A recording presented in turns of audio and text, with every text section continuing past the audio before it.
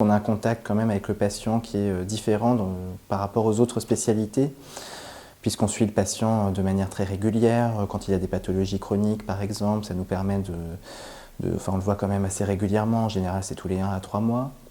Et puis, on n'a pas ce caractère uniquement ponctuel comme les autres spécialités qu'on consulte juste une fois de temps à autre. Et je trouve que c'est très enrichissant d'avoir ce rapport rapproché avec les patients. On a une relation qui est, je pense, différente des autres spécialités médicales.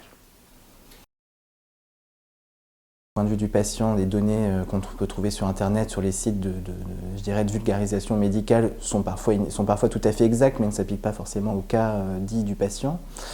Maintenant, pour nous, ça, je trouve un avantage, et je pense que ce n'était pas le cas il y a 10 ou 20 ans quand Internet était moins développé, c'est qu'on a accès à toute la littérature médicale de manière très rapide, accès aux recommandations les plus récentes de manière très rapide également, et ça nous permet quand même en consultation ou juste après une consultation de mieux réfléchir aux problèmes que peut présenter un patient.